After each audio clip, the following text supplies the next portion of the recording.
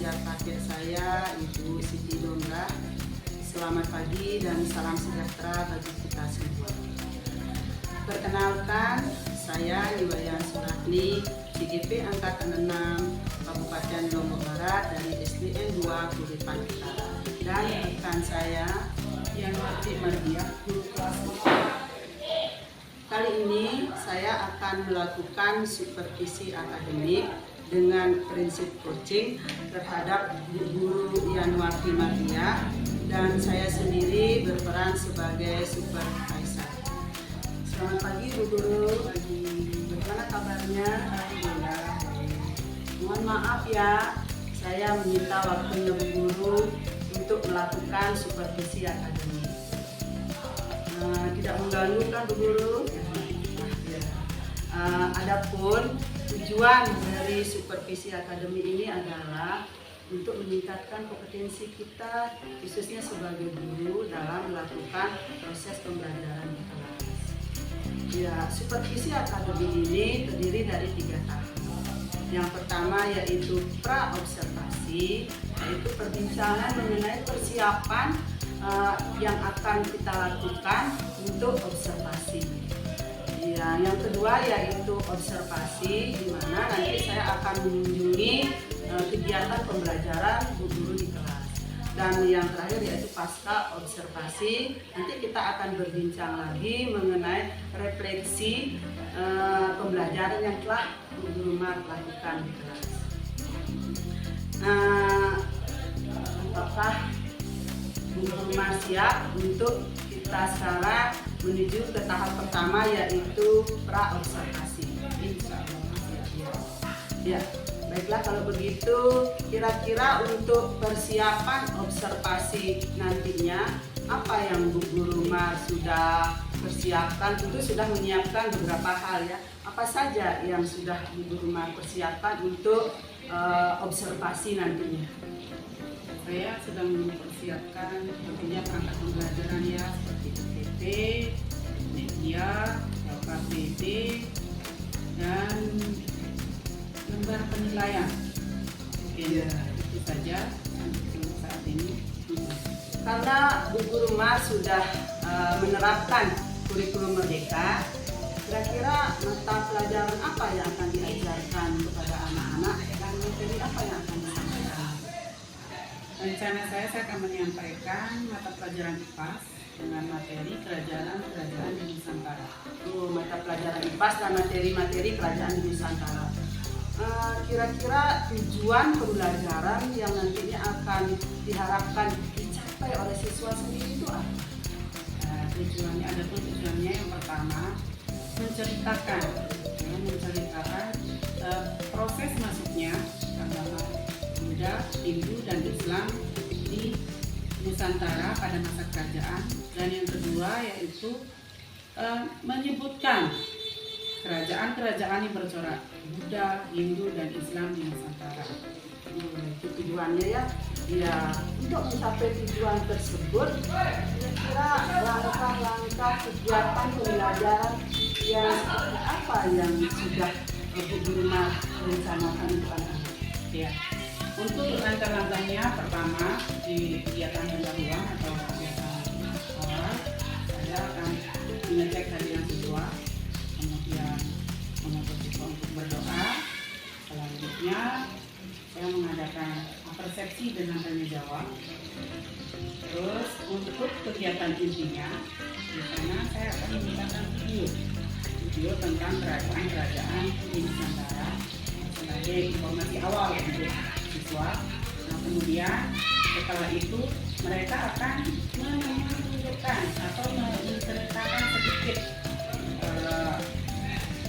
kerajaan-kerajaan Islam yang ada, kerajaan-kerajaan Hindu, Buddha, dan Islam yang ada di Nusantara dengan secara tertulis. Selanjutnya dilakukan evaluasi dan kegiatan terakhirnya yaitu penutupnya dilakukan refleksi dan doa. Itu langkah-langkahnya ya yang akan direncanakan. Saya sangat setuju kalau Bu Guru menayangkan video ya, karena itu sesuai dengan perkembangan teknologi sekarang, di mana anak-anak kalau ditayangkan video itu pembelajaran jadi menarik ya. Ya, Bu Guru juga tadi saya dengar mengelompokkan siswa ya. Bagaimana Bu Guru mengelompokkan siswa tersebut? Nah, di sini saya mengelompokkan siswa itu menyebar ya, karena misalnya siswa yang mempunyai karakteristik atau mempunyai kemampuan lebih dari teman-temannya, saya sebar ke kelompok-kelompok yang mempunyai kemampuan sedang dan rendah. Nah, selanjutnya itu saya lakukan agar siswa-siswa yang kemampuannya kurang itu bisa dibantu oleh teman-temannya yang mempunyai kemampuan lumayan yang di atasnya. Nah, untuk selanjutnya, untuk siswa yang mengalami kesulitan atau susah dalam membaca, masih kurang lancar membaca, itu saya kelompokkan menjadi satu kelompok karena mereka itu membutuhkan bimbingan khusus dari guru. Yang saya yakin dia tidak akan bisa dibimbing oleh temannya. Jadi saya kelompokkan khusus untuk siswa-siswa saya yang masih membacanya kurang. Berarti untuk siswa yang punya kemampuannya lebih dan sedang ini dicampur ya, digabung, dibagi-bagi per kelompok jadinya ya. Terus yang betul-betul di bawah sekali dikhususkan dia satu kelompok dan Bu Guru memberikan bimbingan khusus gitu ya, kalau tidak salah ya. Ya. Jadi kelebihannya kira-kira mengelompokkan siswa seperti itu apa? Yang pertama, mereka bisa bersosialisasi dengan temannya. Yang kedua, selanjutnya bisa menjawab, membantu teman-temannya, peduli pada teman-temannya yang masih kurang. Dan yang paling penting itu, dia tidak akan mengganggu temannya yang belum jadi, karena di sana menyelesaikan tugas. Karena di sana saya akan berikan tugas untuk teman-temannya yang memiliki kemampuannya di atas. Saya akan tugaskan dia di sana sebagai tutor sebaya untuk membimbing atau membantu teman-temannya yang kurang dalam menyelesaikan tugas tersebut. Jadi dia tidak akan mengganggu temannya yang belum jadi. Mereka akan tetap membantu teman-temannya yang kurang. Nah, saya jadi bisa terbantu untuk membimbing teman-temannya yang di bawah. Yang khusus jadinya bisa membantu anak-anak yang mempunyai kemampuan di bawah rata-rata. Tidak banyak sih yang di bawah rata-rata, 3-4 orang. Kira-kira jadi satu kelompok mungkin itu ya. Area pengembangan yang tidak tercapai kira-kira apa ya? Ya, untuk area pengembangan yang tidak tercapai itu pertama yang kita punya ya Bu ya, agar semua siswa itu bisa memahami pembelajaran hari itu. Dan untuk emosional saya itu yaitu bagaimana saya itu mengolah emosi saya supaya anak-anak itu bisa nyaman, aktif dan tenang dalam mengerjakan tugas yang diberikan. Tujuan pembelajaran ini sampai mementingkan tujuan itu bagaimana caranya agar anak-anak keseluruhan itu baik yang kurang, yang sedang dan mencapai tujuan pembelajaran semuanya ya, mencapai itu. Jadi tidak simpang tinggi antara yang pada proses pembelajaran yang nantinya Bu Mar lakukan itu kira-kira tantangan apa enggak ya? Untuk tantangannya di sini ya ini kadang ada anak-anak yang kurang fokus dalam belajar. Ya pasti ada ya.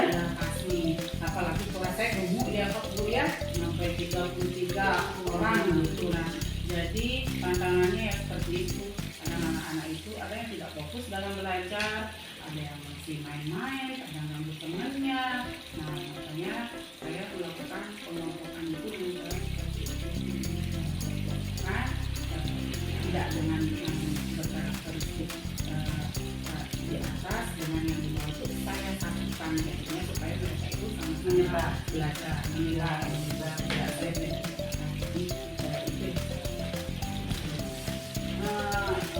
strategi yang dilakukan nantinya untuk mengatasi tantangan tersebut ya seperti tadi yang sudah diungkapkan strateginya ya Berarti nanti anak-anak itu dikelompokkan, Ya, di membantu temannya itu ya.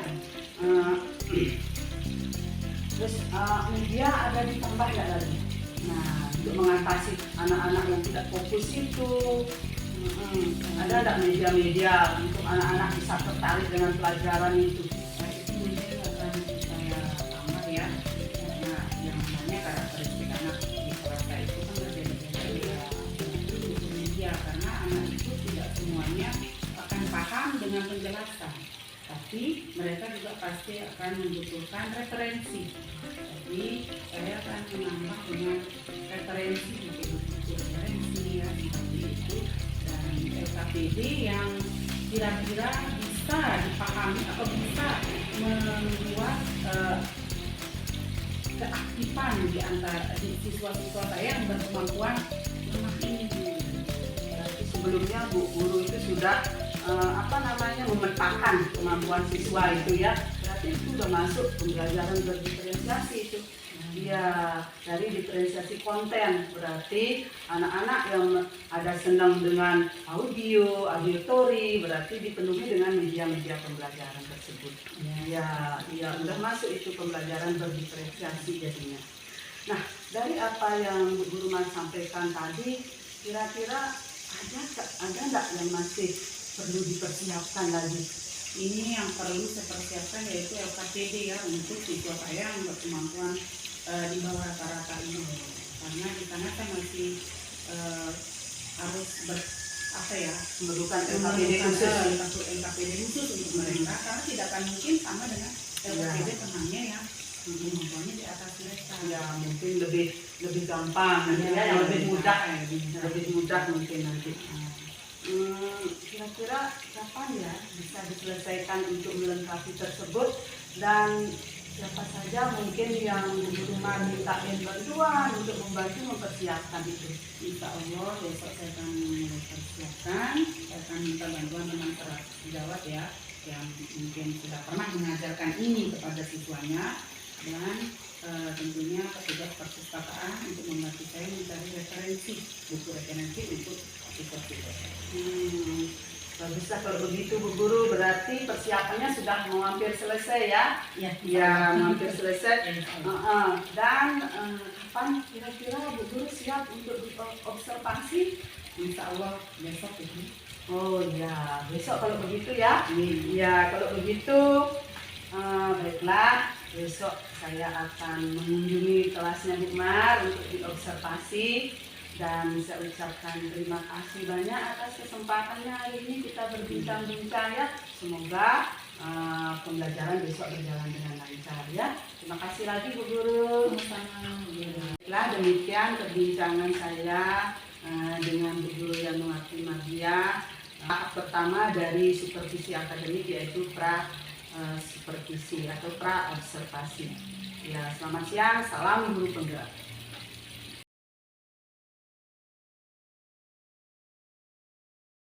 Bismillahirrahmanirrahim. Assalamualaikum warahmatullahi wabarakatuh. Waalaikumsalam warahmatullahi wabarakatuh. Selamat pagi anak-anak. Pagi. Bagaimana kabarnya hari ini? Biasa. Ada yang sakit? Semuanya masuk ya? Ada. Oh iya, satu orang ya. Nah, sebelum kita mulai pelajaran, mari kita sama-sama berdoa dulu. Silakan dipimpin Hafizah. Siap, berdoa mulai. Bismillahirrahmanirrahim. Assalamualaikum warahmatullahi wabarakatuh. Dari Sabang sampai Merauke. Ada yang membantu guru sini tuh, pimpin temannya. Ayo sini Santika ya, Santika. Nah, ini sama-sama dari Sabang sampai Merauke.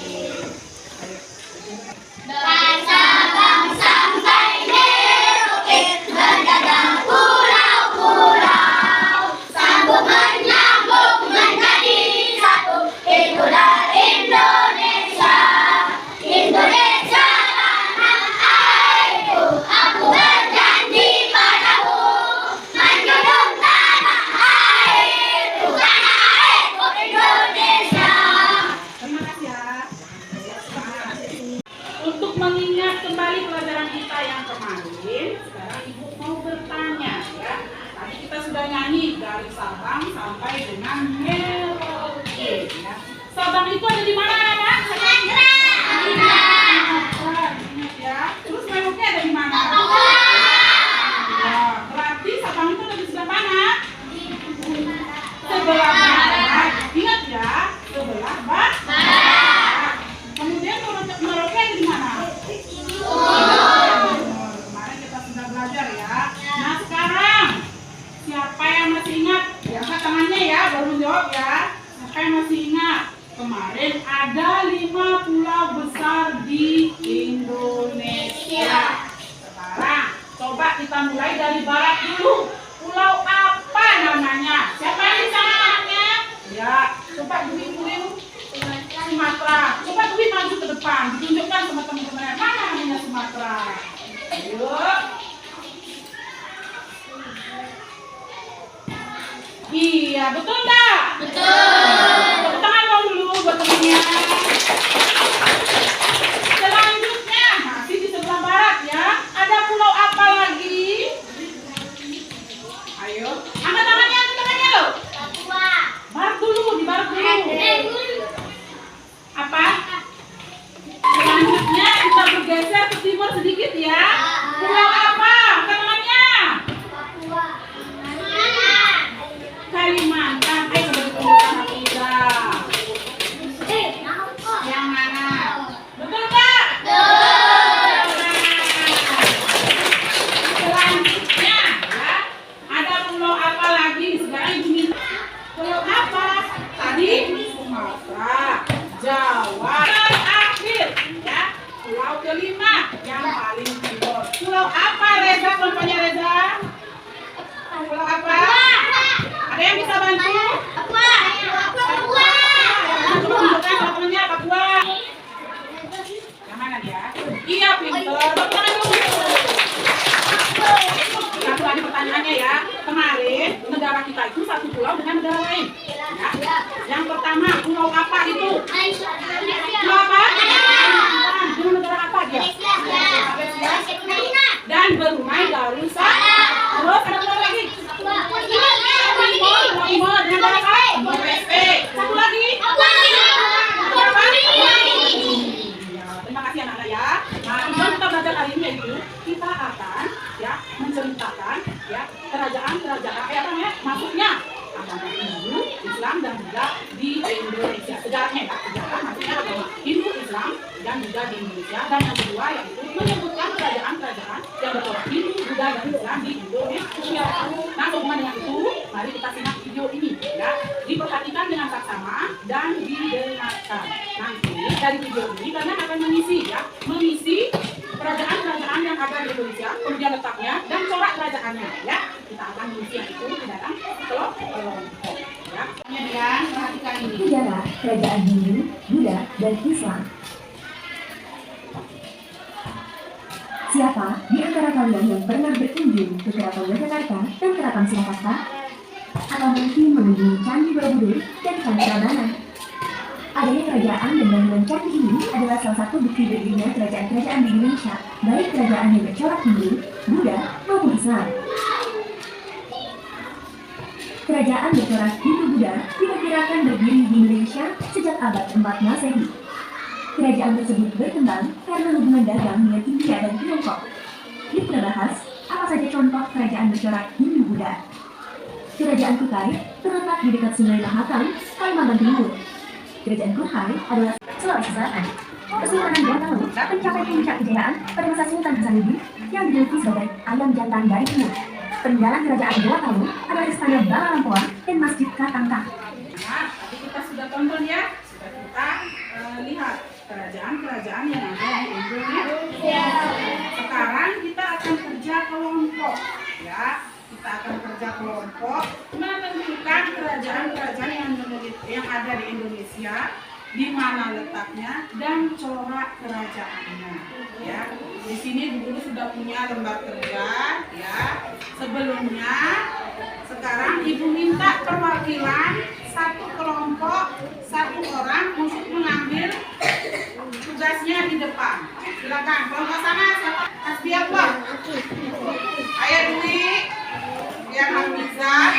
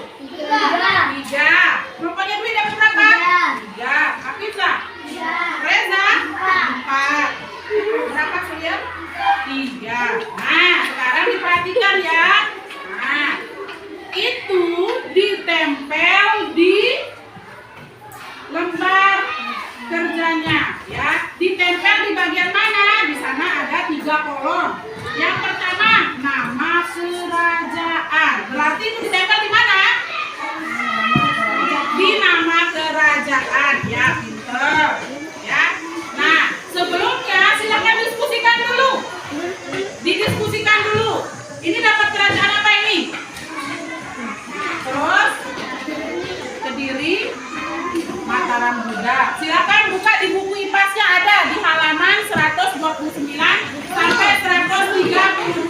Ya, ditempel dulu di sana. Nah, di sana dilihat. Ya. Kerajaan itu terletak di mana?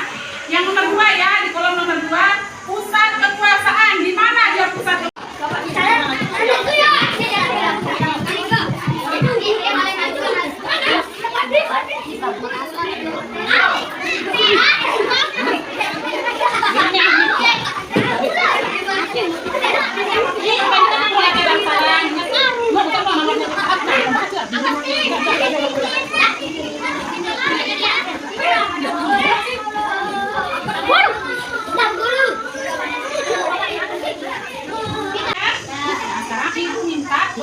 Anggota ketua kelompok dan lainnya untuk maju mempresentasikan hasil diskusi kelompoknya. Dimulai dari kelompoknya, kita dulu. Ayo maju ke orang. Ya, baik. Kita dari ini ya. Coba dibaca dari sana. Baca dulu nama kerajaannya. Nah, dari mana? Cari provinsinya. Teman-teman mana Pulau Jawa? Mana anunya? Jawa Tengah, ya. Jawa Tengah, ya. Jangan ke sana.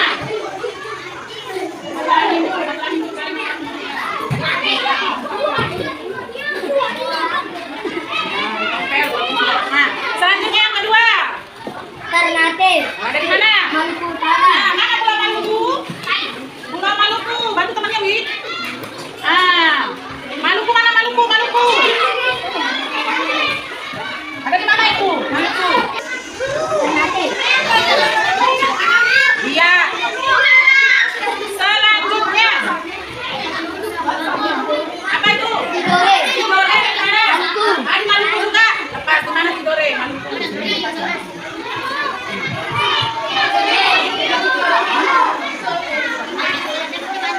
Ada ya? Nah, tepuk tangan dulu buat teman-teman ini. Kelompok selanjutnya, kelompok bisa. Ayo. Dibacakan. Ada di mana? Ayo, tempel. Mana? Aceh, Darussalam mana? Aceh. Ya, tempel.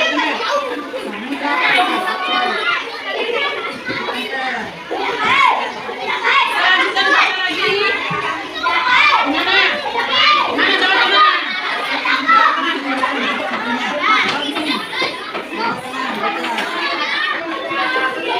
Yang terakhir, Kediri ada di mana? Jawa Timur, Jawa Timur. Nah, oke. Ya, tadi kita sudah belajar tentang kerajaan yang ada di Indonesia. Sekarang Ibu bertanya, bagaimana perasaan kalian setelah belajar? Dengan materi yang tadi kita belajar. Untuk itu sekarang Ibu mau bertanya, ya. Nah, coba dari manakah datangnya agama Hindu dan Buddha di Indonesia? Siapa yang membawanya? Agama Brahmana. Pendeta. Dari mana? Kalau agama Islam siapa yang bawa? Iya, dari Arab dan Jawa. Nah, coba sekarang sebutkan contoh kerajaan yang bercorak Hindu. Mataram Hindu. Majapahit. Kutai. Ada lagi? Masari. Ya, sekarang coba sebutkan yang bercorak Hindu.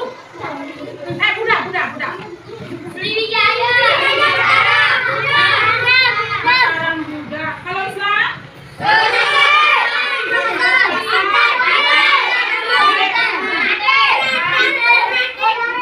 Tidore, bukan Tidore ya. Duit bukan Tidore ya. Tidore, Goa, Ternate.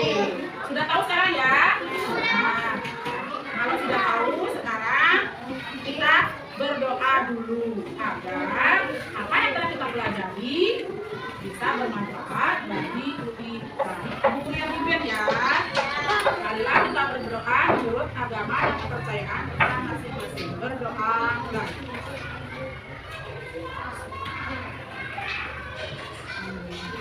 Selesai. Ya, terima kasih untuk perhatiannya hari ini. Kita bertemu lagi di kesempatan berikutnya.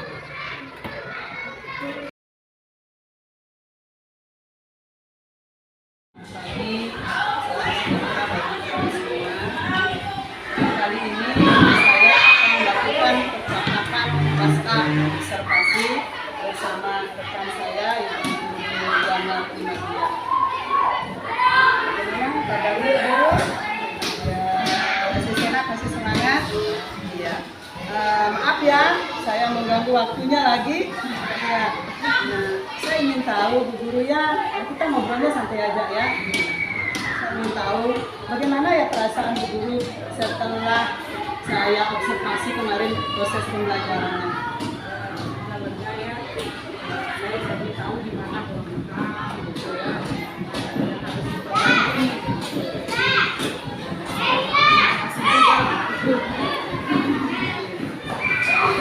Jadi prosesnya sudah plong ya, sudah diobservasi ya segalanya ya. Apa yang kira-kira menjadi catatan guru ya, yang menjadi refleksi guru tadi setelah melakukan proses pembelajaran interaksi? Untuk catatan saya yang pertama itu saya sudah belajar KTP selanjutnya tujuan pembelajaran saya kira siswa supaya bisa mencapai. Untuk selanjutnya melalui kalimat panduan ya yang saya berikan pada siswa saya bisa menjawab tentang cerita gitu ya, bagaimana Islam agama Islam itu masuk ke Indonesia menyebutkan corak-corak kerajaan lain bercorak agama Hindu, Buddha, dan Islam di Indonesia. Yang kedua, kegiatan pendahuluan terutama di resepsi saya itu menaikkan materi pembelajaran yang sudah lalu dengan materi pembelajaran pada saat itu. Kemudian saya mengajak siswa untuk berbagi, untuk meningkatkan konsentrasi dan semangat mereka untuk belajar. Nah, selanjutnya yang ketiga di kegiatan inti, di sini siswa-siswa saya itu bisa fokus dan dalam pembelajaran dan video pembelajaran yang saya tayangkan, mereka juga bisa fokus dalam kegiatan diskusi dan kerja kelompok. Mereka itu bekerja secara bertanggung jawab, ya, aktif dan bekerja sama. Itu tiga catatan saya untuk refleksi pembelajaran saya. Berarti apa yang Bu Guru rencanakan sudah terlaksana semua di dalam proses pembelajaran tersebut ya. Alhamdulillah cukuplah. Kira-kira ada nggak yang perlu kita bicarakan hari ini untuk meningkatkan lagi kompetensi Bu Guru? Itu ada itu saya jadi kekurangan gitu ya untuk meningkatkan konsentrasi Kelas B. Tadi ada nggak yang Bu Guru sebutkan itu apa ya kekurangan pada waktu proses pembelajaran ini? mungkin ya Bu Guru di sini breakingnya yang kurang dulu ya, breaking untuk meningkatkan konsentrasi dan semangat belajar mereka itu ya merequest gitu akan mereka untuk lebih konsentrasi dalam belajar, terutama di dalam di antara kerja kelompok dengan penilaian setelah pembelajaran. Setelah memahami pembelajaran itu, nah di sana itu saya merasa kurang ice breaking, jadi siswa saya agak gimana ya waktu itu. Dan selanjutnya itu keberanian mereka untuk meningkatkan gitu atau bertanya tentang apa yang disampaikan oleh teman-teman mereka di saat presentasi. Saya ingin mereka itu ada keberanian gitu untuk berdiskusi, bertanya dan mengungkapkan apa yang menjadi unek-unek mereka. Tapi di sini saya lihat mereka masih malu-malu gitu. Lagi ada guru lain gitu yang masuk sehingga mereka agak gimana gitu ya. Dan namanya jarang bersama guru yang lain, jadi mereka itu agak grogi gitu. Menyampaikan pendapat ataupun sanggahan untuk apa yang disampaikan oleh teman-teman. Saya setuju bagus sekali Bu Guru ya kalau di tengah-tengah pembelajaran anak-anak sedang merasa bosan, kita lihat, kita perhatikan perlu sekali ditambahkan dengan ice breaking ya, agar anak-anak lebih fresh lagi. Nah, untuk anak-anak yang belum berani menyampaikan pendapat, memang harus kita pacu agar anak-anak itu bagaimana caranya supaya dia berani menyampaikan pendapat dan menanggapi pendapat dari temannya. Itu sangat penting sekali. Jadi potensi yang ini ditingkatkan lagi ya.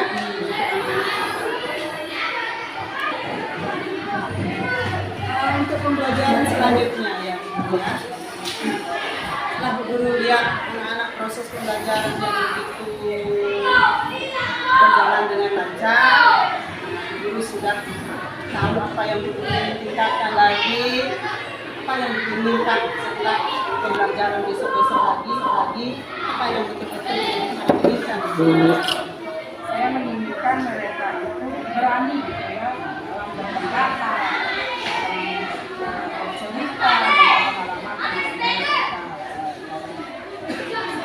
di sini saya akan berusaha dengan cara mengajak siswa-siswa saya itu mungkin dengan cara melakukan percakapan sederhana seperti mengatakan kabar mereka, kegiatan di rumah, hobi dan kesukaan mereka, percakapan sederhana lainnya ya Bu Guru ya, yang menyangkut pengalaman pribadinya, sehingga mereka terbiasa untuk bercerita dan mengungkapkan pendapat mereka, yang kemudian nantinya mungkin saya akan mengirim mereka untuk lebih jauh gitu ya, untuk memahami dan menghadapi peristiwa-peristiwa yang misalnya mereka dan yang sedang tren sekarang di sini, sehingga saya berharap dengan cara-cara seperti ini siswa-siswa saya itu menjadi lebih berani